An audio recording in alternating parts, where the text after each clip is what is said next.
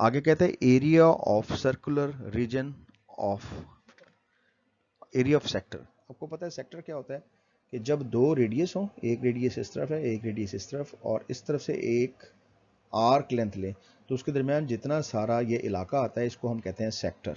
ये सेक्टर है, this is your centre, और ये सारा सेक्टर होगा। तो सेक्टर का फार्मूला क्या होता है? तो हम जानते हैं एरिया ऑफ सेक्टर का फार्मूला होता है 1/2 आर स्क्वायर थीटा। तो सेक्टर का फार्मूला पूछा था उसने।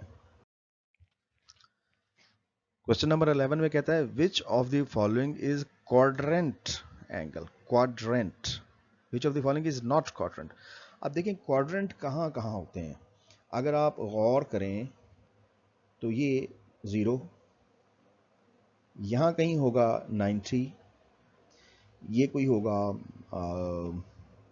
180, 270, और यहाँ वापस 360। तो जो एंगल्स बनते हैं क्वाड्रेंट्स पे, यहाँ 0 होगा या फिर 2 पाई होगा, यहाँ होगा π/2, ये होगा पाई, यहाँ होगा 3π/2। तो याद रखें ये चार मेन एंगल्स हैं, 2 पाई, π/2, पाई और 3π/2। अगर इनका कोई प्रोडक्ट होगा तो वो क्वाड्रेंटल एंगल है, अदरवाइज वो क्वाड्रेंटल नहीं है। अब आप पहला देखें, इसमें है 9π/2, तो पहले वाला क्या है 9π/2, तो π/2 की फॉर्मेट आ गई ना, तो ये फॉर्मेट है, इसका मतलब ये क्वाड्रेंटल है। दूसरा जी 13 पाई, 13 पाई, तो फॉर्मेट क्या आ रहा है 13 टाइम्स पाई, तो ये देखिए पाई वाला यहाँ होना चाहिए।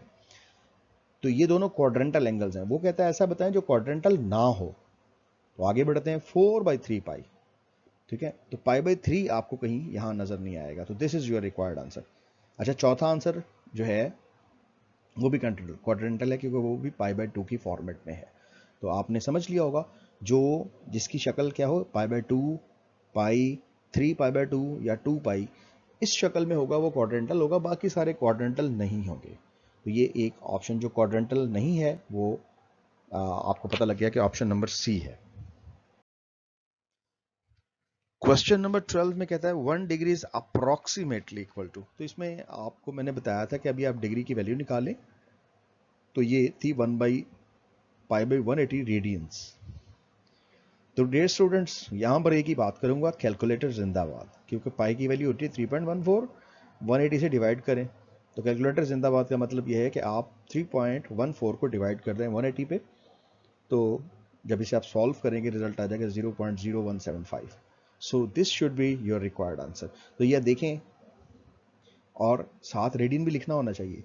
अब आप देखें ए ऑप्शन में ऐसा नहीं है, बी ऑप्शन आंसर यही है लेकिन वहाँ डिग्री लिखा हुआ है, तो आपने भूलना नहीं है, एहतियात से चारों ऑप्शंस को देखना है। तो आप अगर थर्ड ऑप्शन को देखें तो इसमें कुछ ऐसा रिजल्ट दिया हुआ है कि जिसमें 0.0175 भी लिखा है और रेडियंस भी लिखा है। तो ये जो पार्ट बी है ये उन्होंने बस आपको चक्कर देने के लिए दिया हुआ है।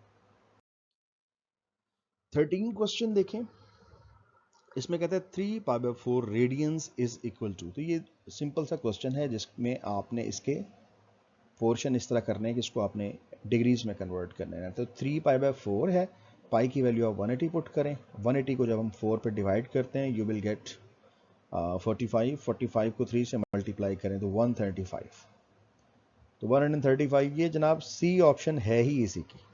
तो वेरी सिंपल, बहुत आसानी से आप इसे हल कर लेंगे। आगे बढ़ते हैं, the vertex of angle in standard form. हाँ जी, वर्टेक्स ऑफ एंगल, एंगल जब भी आप स्टैंडर्ड फॉर्म में लेंगे किसी भी एंगल को, तो स्टैंडर्ड फॉर्म का मतलब होता है you are starting at origin. ये ओरिजिन है, तो ओरिजिन के कोऑर्डिनेट्स हमेशा क्या होते हैं 0 0। So your option is D. 15वां MCQ देखें, π/2 रेडियंस इज एन एंगल। हाँ जी, π/2 जो होता है वो दरअसल 90 का है, और 90 का एंगल कैसा कहता है एक्यूट। आपको पता है एक्यूट का मतलब होता है लेस देन 90। थोड़ी सी बात याद रख लें, लेस देन 90 को एक्यूट कहते हैं। फिर अगला कहा उसने एप्ट्यूज, एप्ट्यूज का मतलब होता है ग्रेटर देन 90,